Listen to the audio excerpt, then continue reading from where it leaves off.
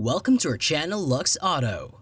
In this video, we will talk about the incredible journey of one and only Larry Ellison and the inception of the Oracle. So let's begin.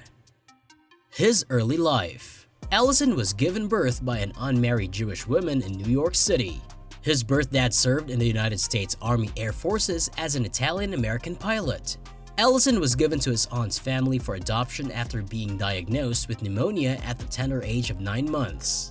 Before actually going to the University of Illinois at Urbana-Champaign, Ellison graduated from high school on Chicago's South Side. However, Ellison dropped out of college after his adoptive mother passed away when he was in the second year of college.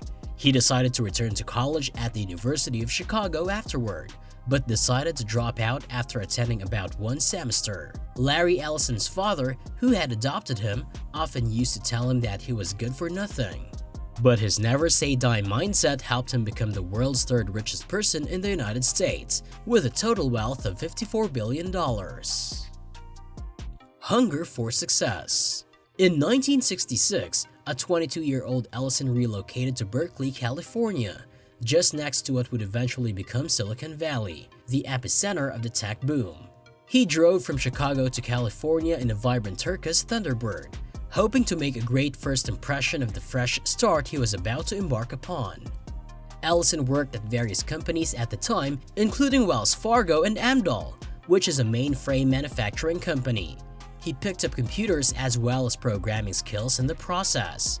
So when Ellison took a job for the electronics company Ampex, which included a contract to construct a database for the CIA codenamed Oracle, it was a game changer. Software Development Laboratories was founded in 1977 by Ellison and his partners Bob Miner and Ed Oates. The company began with a $2,000 investment, $1,200. Ellison's funds. There was no version 1 of the famous Oracle database. Instead, there was version 2. The company eventually renamed itself to Relational Software Incorporated in 1979 and then finally to Oracle Systems Corporation in 1982, following the successful flagship product. Oracle grew quickly as one of the main drivers of the computer sector's expansion. Oracle seems to have its initial public offering in 1986 with $55 million revenue.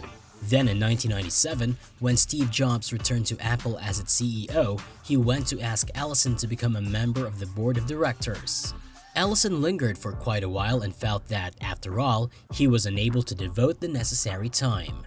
Ellison effectively led Oracle through some kind of spending spree after the dot-com explosion was already over, and the prices were dropping. And all this happened since this company's coffers were full to the brim. Oracle, for example, paid $10.3 billion for HR software firm PeopleSoft in 2004. Oracle also purchased Sun Microsystems in 2010, a server company based around the same period as Oracle that was sometime in 1982. Oracle gained a lot of crucial technology due to the acquisition, such as direct authority over the popular MySQL database. Ellison began to tone it down in the 2010s, delegating more role and responsibility to valued lieutenants like Mark Hurd and Safra Katz, who were Oracle's co-presidents. In 2014, Ellison eventually resigned as the CEO of Oracle, handing the keys to Hurd and Katz, who then became the co-CEOs. Ellison was then the chairman as well as chief technology officer of Oracle. At the age of 49, Ellison became a billionaire. As per Forbes, he does have a total wealth of $75.7 billion. As a result, he is ranked as the 5th richest person. Then after that, Ellison took up the position of being one of the members of the board of directors at Tesla, where he had actually been a big investor sometime in December 2018. Elon Musk, the CEO of Tesla, was mentioned as a close friend by Ellison earlier that year, and he also defended him against his critics. Lessons from Larry Ellison's story. We all can definitely learn from this inspiring story that one should always believe in themselves, like Larry Ellison used to believe that Oracle customers no longer have to be persuaded to use their products, but instead simply require a major upgrade in the software. The second lesson that outshines from this story is that one must always be accustomed to winning. Larry Ellison directly confronted so many obstacles in his personal as well as professional life, but that didn't knock him down. Instead, he might have been inspired by Genghis Khan, who once said, "Everyone should suffer, but I should win."